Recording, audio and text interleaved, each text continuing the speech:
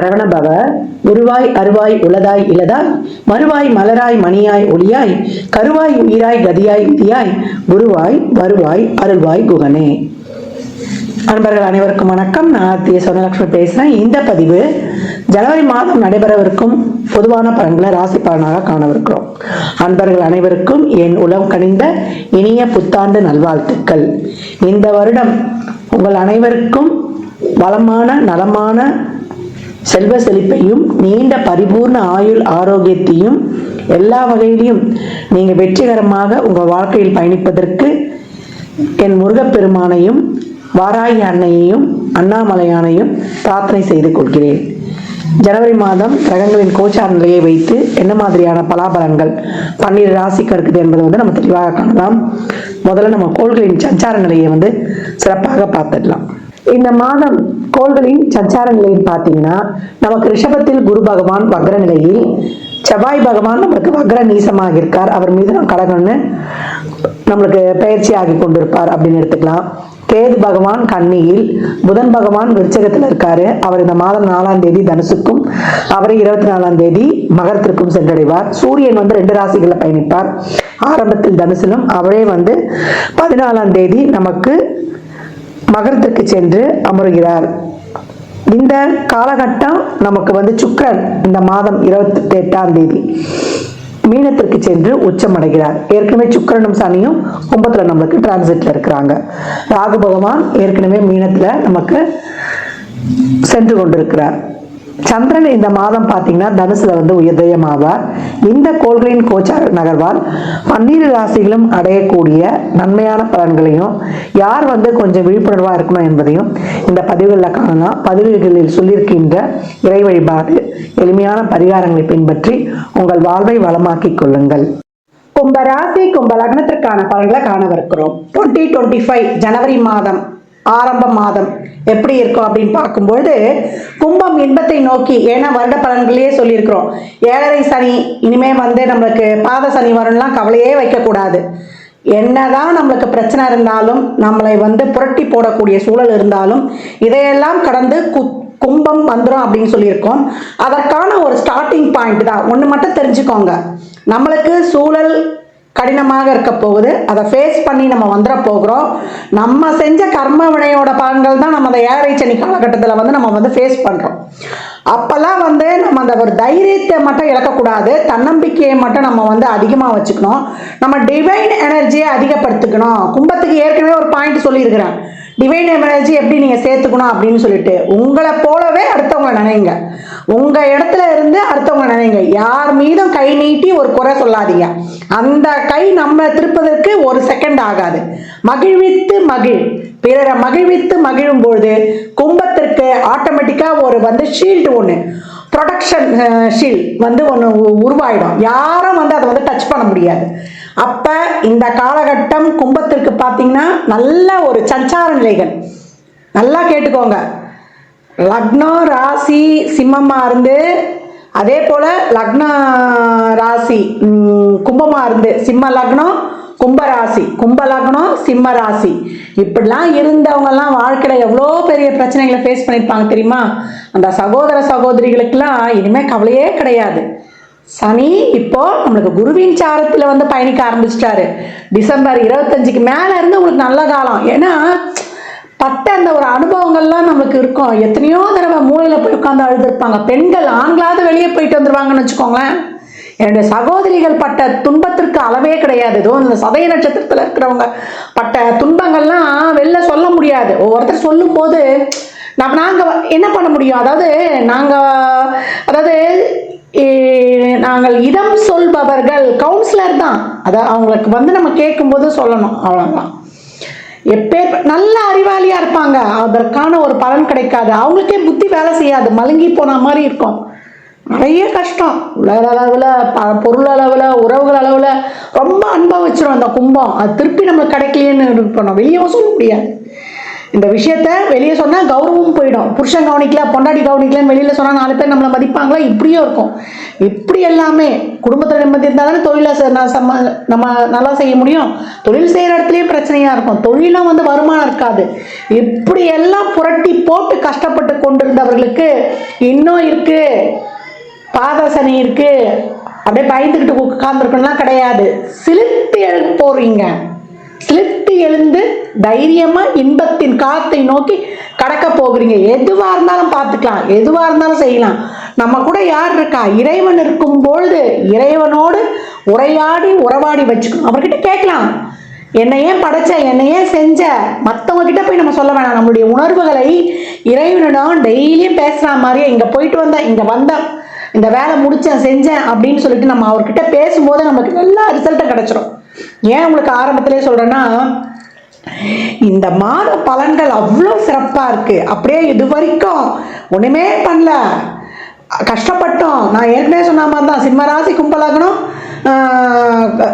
கும்பலக்னம் சிம்மராசி, சிம்மலக்னம் கும்பராசி அப்படி மாற்றிருக்கோம். அதெல்லாம் வந்து இன்னும் டோட்டல், அது நிறைய பேர் சார்ட்டை பார்த்ததுனால தான் நான் இங்கே உங்களுக்கு பகிர்றேன். எல்லாம் எழுந்து தைரியமா தன்னம்பிக்கையோட இருப்பீங்க. கும்ப லக்னமாக இருந்தாலும், கும்ப ராசியாக இருந்தாலும், சிம்ம லக்னமாக இருந்தாலும், சிம்ம ராசியாக இருந்தாலும் நல்லா நோட் பண்ணிக்கோங்க. நீங்களே கூட கமெண்ட்ல போடுவீங்க. அதுவும் சதய நட்சத்திரத்துல கடந்த நேரங்கள்லாம் வெளியில சொல்ல முடியாது. நிறைய பேர் குடும்பங்கள் பிரிஞ்சிருப்பது, கணவன் ஒரு இடத்துல, மனைவி ஒரு இடத்துல, நல்ல ஆதர்ஷ தம்பதிகளா இருப்பாங்க. சும்மா இருந்தவங்களே கூட இது பண்ணியிருப்பாங்க. அந்த இடத்துல கும்பத்திலேயே குரு, சுக்கிரன், புதன் இருந்தவங்கெல்லாம் கொஞ்சம் ஃபேஸ் பண்ணி வந்திருப்பாங்க. ஒண்ணுமே இல்லாம சனி, ராகு, கேது இப்படி இருக்கவங்க எல்லாம் சொல்ல முடியாது. ஒரு சிலர்லாம் வந்து நிறைய ஒரு இயற்கை நம்ம எய்தியதுல இருந்து, ஒரு வண்டி வாகன விபத்துல இருந்து எல்லாமே வந்து ஃபேஸ் பண்ணியிருப்பாங்க. இந்த இடத்துல வந்து இந்த காலகட்டம் இதெல்லாம் ஃபேஸ் பண்ணியிருந்தா கூட இனி வரக்கூடிய காலங்கள் உங்களுக்கான காலங்கள். அதற்கு ஆரம்ப புள்ளி தான்.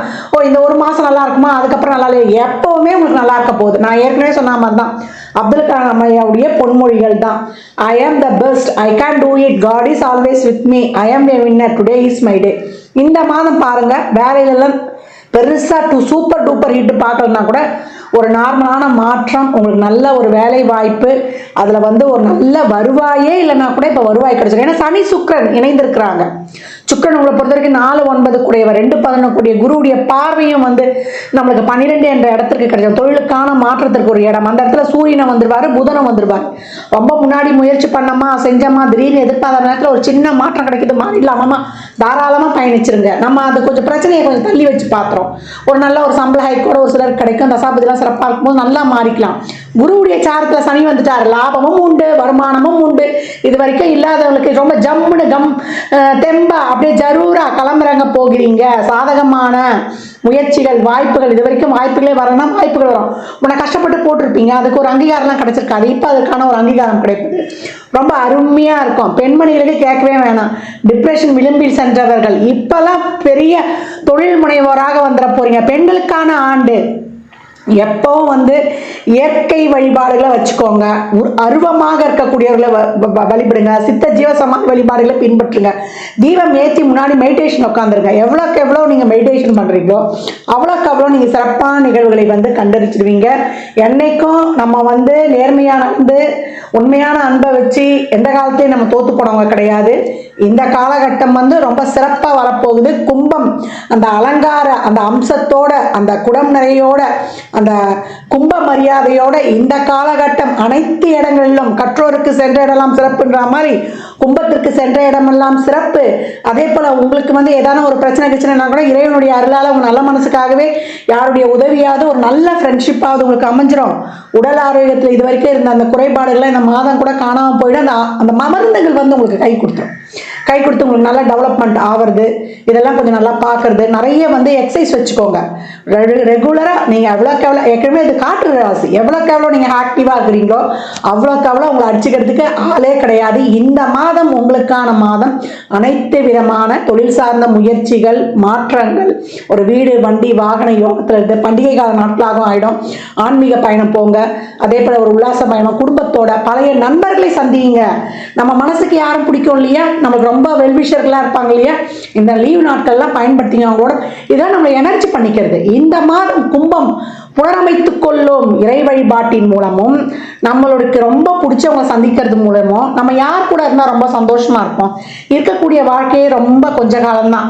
நமக்கு நம்ம ஒருத்தவங்க மேல ரொம்ப ஒரு டீப் அளவு வைப்போம். அந்த உறவு நம்ம புரிஞ்சுக்காது. ஏன்னா கிரகநிலைகளே சரி இருக்காது. ஆனா நமக்கு மண்டையில எல்லாம் தெரிஞ்சும் நம்ம மண்டையில அது வேலை செய்யாது. நம்ம போய் அங்கேயே நம்ம யோசனை பண்ணிக்கிட்டு நம்ம வேலையை விட்டுருவோம். அது வாட்டுட்டு வரட்டும். ஏற்கனவே நான் சொல்லியிருக்கிறேன், கும்பம் உங்களுடைய முன்னேற்றத்திலும் தொழில் முன்னேற்றத்திலும் நீங்க இருக்கும்பொழுது மிகப்பெரிய சாதனையை செய்யக்கூடியவர்கள். ஏன்னா 7 சனில தான் சாதனையே செஞ்சிருக்கிறாங்க. அப்ப 2வது ரவுண்ட் இருக்கவங்களா, குறிப்பா ஒரு 55 வயதுக்குள்ள இருப்பவங்களுக்குலாம் இதெல்லாம் ரொம்ப சூப்பர் டூப்பரான நேரம். 45ல இருந்து 55 வயதுக்குள்ள இருக்கிறவங்க எங்களுக்கு செகண்ட் ரவுண்டுங்கன்றவங்களாம் அப்படியே துள்ளி எழுந்து உட்காந்துடணும்.